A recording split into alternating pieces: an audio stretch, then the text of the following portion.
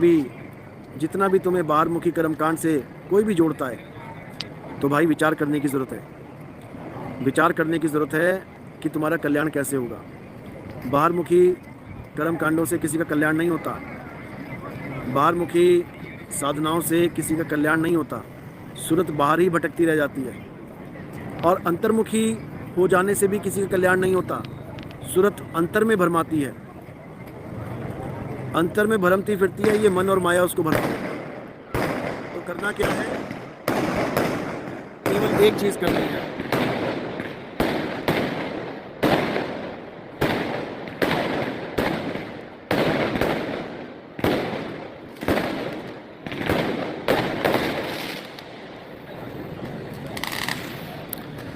तो करना क्या है? केवल एक चीज़ करनी है। गीता को अच्छे से पढ़ना है अगर आप हिंदू हैं। आप मुस्लिम हैं तो कुरान को अच्छे से पढ़ना है। आप ईसाई हैं तो बाइबल को अच्छे से पढ़ो। और अगर आप सिख हैं तो गुरु ग्रंथ साहब को अच्छे से पढ़ो। और चारों में देखो कि ऐसी कौन सी चीज़ है जो चारों में कॉमन है, जो चारों ही ग्रंथों में जिसके बारे में पूरा समझा रखा है। और वो क्या है? वो आत्मा है। आत्मा के अलावा और किसी की पूजा, किसी की साधना नहीं करनी है। और जो परमात्मा है वो आत्मा में ही विराजमान है, तो उसको कहीं अलग मत समझना। हम अपनी आत्मा के द्वारा ही परमात्मा को प्राप्त कर सकते हैं। जब लग ना चीनोगे आत्म, तब लग ना मिली है परमात्म। पहले अपनी आत्मा को चीनो भाई, यानी अपने आप को शरीर से हट के जानो। जो तुम्हारा सच्चा स्वरूप है, जो तुम्हारा निज नाम है, जो तुम्हारा निज स्वरूप है, उसी को परमात्मा कहते हैं। पी नाम साहिब का सो निज नाम हमारा, हमारा नाम ही साहिब हैं। समझ लो, समझ लो अच्छे से। लेकिन लोग भरमाते हैं कि नहीं, तुम्हारा स्वरूप अलग है, परमात्मा का स्वरूप अलग है। उन मूर्खों को समझ में आ ही नहीं सकता।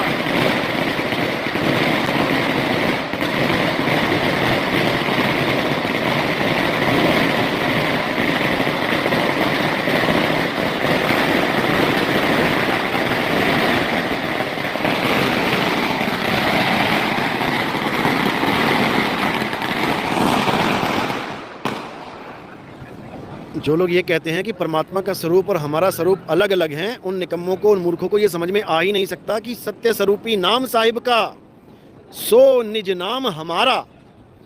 जो परमात्मा और आत्मा को अलग अलग मान के बैठते हैं, असल में वो शरीरों को परमात्मा मान बैठे हैं कि तुम्हारा शरीर अलग होगा, परमात्मा का शरीर अलग होगा।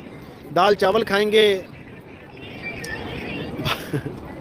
आलू पकोड़े खाएंगे, लिट्टी चोखा खाएंगे, यानी परमात्मा के साथ बैठ के आहार करेंगे। उसके बाद बोर हो जाएंगे खाते खाते, फिर विहार करेंगे। खाते खाते लगेगा यार कहीं पेट ना बढ़ जाए, तो परमात्मा के साथ विहार करेंगे, घूमेंगे फिरेंगे। तो ऐसे मूर्खों से हमेशा बच के रहना, ये तुम्हारा जीवन बर्बाद कर देंगे। जो बंदा ये कह दे यूट्यूब पे कि आत्मा आहार करती है, खाना खाती है, परमात्मा विहार करता है, घूमता फिरता है, समझ जाना वो तुम्हारा जीवन बर्बाद करने के लिए आया है। और यूट्यूब पे आके केवल पैसा कमा रहा है और कुछ नहीं कर रहा है, बर्बाद कर रहा है तुम्हें, समझ लेना।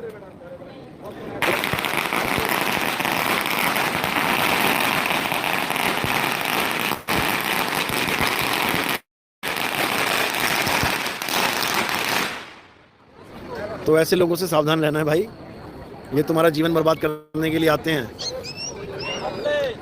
सतनाम सतनाम सतनाम।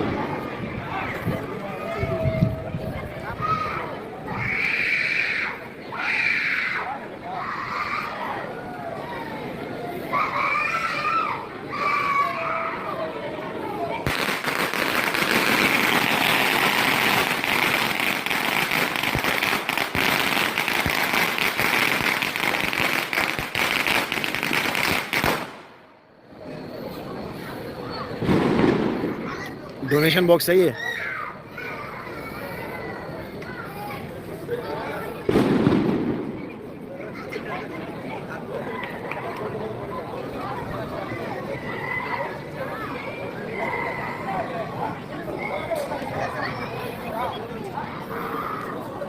सतनाम सतनाम।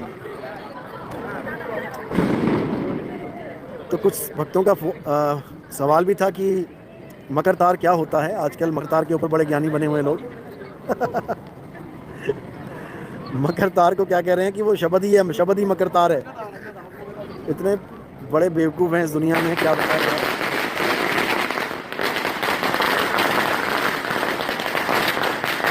हमारे सत्संग सुन सुन के पहले तो ये कहना सीख गए कि शब्द परमात्मा है। पहले ये नहीं बोलते थे कि शब्द परमात्मा है। पहले परमात्मा को एक आदमी समझ रखा था इन्होंने, ये जितने भी निकम्मे बैठे हैं ना। उसके बाद क्या हुआ, इनको समझ में आ गया हमारे सत्संग सुन सुन के कि भैया शब्द परमात्मा घोषित हो चुका है अब शरीर को परमात्मा नहीं कहेंगे, क्योंकि बहुत चतुर चालाक है ना। इन्होंने क्या किया, परमात्मा शब्द को बता दिया, शब्द परमात्मा है, ठीक है।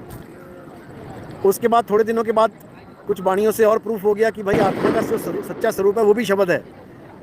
तो ये आत्मा को भी शब्द कहने लग गए कि आत्मा भी शब्द है, परमात्मा भी शब्द है, लेकिन आत्मा का शब्द अलग है, परमात्मा का शब्द अलग है। अब बताओ, अरे भाई वो कोई आत्मा का शब्द कोई लाठी थोड़ी नहीं है कि आत्मा की लाठी अलग है, परमात्मा की लाठी अलग है। आत्मा और परमात्मा का शब्द एक ही है, एक ही है, समझे। समुंदर और समुंदर से निकला पानी एक ही है, कुआं और कुएं से निकला पानी एक ही है, आग और आग से निकली लपट एक ही है, समझ लो।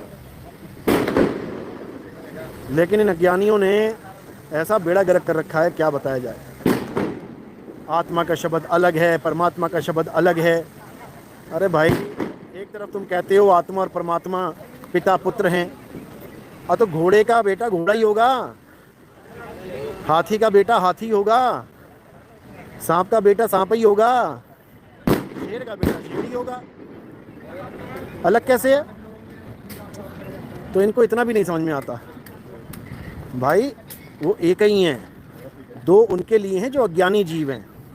राम कबीरा एक हैं, और कहें सुनन में दो, और दो करके वो जानते जिन्हें सतगुरु मिलाना हो। अब इन लोगों को सतगुरु तो मिला नहीं, इनको मिल गया पत्थर पूजने वाला गुरु, इनको मिल गया कागज पूजने वाला गुरु, इनको मिल गया फोटो पूजने वाला गुरु। इनकी वीडियो देखी थी एक बार मैंने, तो कैलेंडर की, फोटो की, कागज और शीशे की आरती करने में लगे पड़े महाराज जी। मतलब बेशर्मी की हद होती है। एक तरफ तुम शब्द की बात करते हो, शब्द परमात्मा है, ऊपर से तुम कागज कैलेंडर की पूजा करवा रहे हो। किसी भगत के यहाँ गया था ये सत्संग करने के लिए, बुला लिया होगा यूट्यूब पे देख के कि चलो एक बार बुला लेते हैं। जैसे ही सत्संग खत्म किया वैसे ही फोटो की आरती करवाने लग गया। अब जैसा गुरु वैसा चेला, जैसा गुरु वैसा चेला। और जैसी फोटो की आरती खत्म हुई, जितना पैसा रखा था जल्दी जल्दी जल्दी बटोर के जेब में डाल लिया। अब किसी ने बोल दिया गुरुजी आप तो बड़े लालची लग रहे हो वहीं से गरियाना चालू हो गया बेचारे को उल्टा पुल्टा पता नहीं क्या क्या बक दिया इसने हद ही हो गई, बिल्कुल हद जिसको कहते हैं। मतलब इतनी बेकदरी कर दी इसने कबीर पंथ की कि क्या बताया जाए। आजकल मकर तार की डोर का ज्ञान समझा रहा है, कह रहा है मकर तार की डोर क्या है, शब्द ही मकर तार है। अरे निकम्मे, अगर शब्द ही मकर तार है तो शब्द को पकड़ के जब हम चढ़ेंगे तो आगे कौन मिलेगा। फिर कहेगा परमात्मा भी शब्द है, यानी शब्द को ही पकड़ के हम शब्द में ही समाएंगे, आगे एक और शब्द मिल जाएगा। मतलब सोचता भी नहीं है बोलने से पहले कि क्या बोल रहा है। यानी रस्सी को पकड़ के, मकर तार तो रस्सी हो गई, रस्सी को कब पकड़ के जाएगा ऊपर सतलोक में, और वहाँ जाके इसको एक और परमात्मा मिलेगा। एक तरफ कह रहा है कि शब्द ही रस्सी है, शब्द ही मकर तार है, और फिर कह रहा है कि मकर तार से चल के हम पहुँच के मकर तार से आगे पहुँचेंगे, वहाँ हमें परमात्मा मिलेगा। अरे जब शब्द ही मकरतार है तो फिर शब्द ही परमात्मा है, यानी परमात्मा ही मकरतार हो गया। क्या बच्चों वाली बातें करता है। ऐसे लोगों ने बेड़ा गर्क कर दिया कबीर पंथ का। खैर अच्छी बात है, ऐसे लोग जितने ज़्यादा आएंगे उतना ही ज़्यादा विवेक बढ़ेगा भक्तों का, क्योंकि ऐसे लोगों को आना भी ऐसे लोगों का ज़रूरी है। तभी लोग समझ पाएंगे कि कितने कितने चुस्त चालाक काल के दूत बैठे पड़े हैं ठगने के लिए, नहीं तो नहीं समझ पाएंगे। तो परमात्मा की दया है, जो विवेकी हंस 2 मिनट में पकड़ लेते हैं ऐसे लोगों को। जैसे ही गलत ज्ञान दिया वैसे ही पकड़ लेते हैं कि गलत है भाई ये। तो उन्हीं विवेकी हंसों ने मेरे पास एक वीडियो भेजी थी इसकी, जिसमें ये बता रहा था कि मकरतार ही यानी शब्द ही मकरतार है। बताओ, कुछ नहीं हो सकता इन लोगों का। अरे भाई शब्द गुरु है, शब्द में समाना है, शब्द गुरु है, गुरु।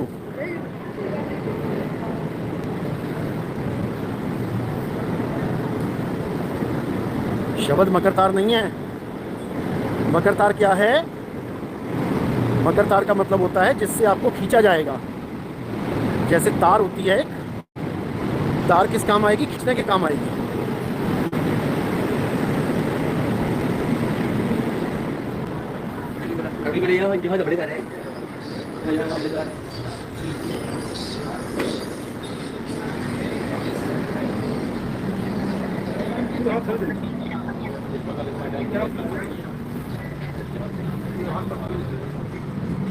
तो मकरतार जो है वो खींचने के काम आती है। मकरतार शब्द नहीं है। मकरतार क्या है? जैसे लोहे को चुंबक खींचती है, लोहे को चुंबक खींचेगी तो वो जो डोर है जो दिख नहीं रही है, अदृश्य डोरी, उसको मकरतार कहते हैं। मकरतार की डोर पे चढ़ो संभार संभार, यानी एकाग्रता के साथ उस डोर पे चढ़ना है। आप लोहा देखोगे, लोहा थोड़ा सा इधर या थोड़ा सा उधर हो जाए तो नहीं चढ़ेगा। जहाँ चुंबक लगा रखी है बिल्कुल उसके नीचे लोहा आ जाए तो खींचना शुरू हो जाता है चुंबक का। और लोहा थोड़ा सा भी इधर थोड़ा सा भी इधर होगा, यानी निशाने से हट जाएगा, तो वो प्रोसेस पूरा नहीं हो पाएगा। इसलिए बोला मकरतार की डोर पे चढ़ो संभार संभार, यानी एकाग्रता लेके आओ। सूरत बांध को स्थिर करना है। कहाँ करना है? चुंबक के नीचे, जहाँ चुंबक लगी है उसके नीचे स्थिर करना है। और ऐसा स्थिर करना है कि बिल्कुल एकाग्र कर लेना है। जैसे ही एकाग्र होगी वैसे ही चुंबक अपना काम शुरू कर देगी। साहिब ने बोला लोह चुंबक की प्रीत ज्यों, और लोह को लेती उठाए। लोह को कौन उठाएगा? चुंबक उठाएगी। किसके द्वारा उठाएगी? मकरतार के द्वारा। लोह चुंबक की प्रीत ज्यों लोह को लेत उठाए, और ऐसा शब्द कबीर का काल से लेत छुड़ाए। समझ लो, यही सच है, इसके अलावा सब झूठ है। कोई कितनी बकवास करता रहे, कोई कितनी आत्मा को खाना खिलाता रहे, रोटी दाल चावल खिलाता रहे, गलती से भी मत मान लेना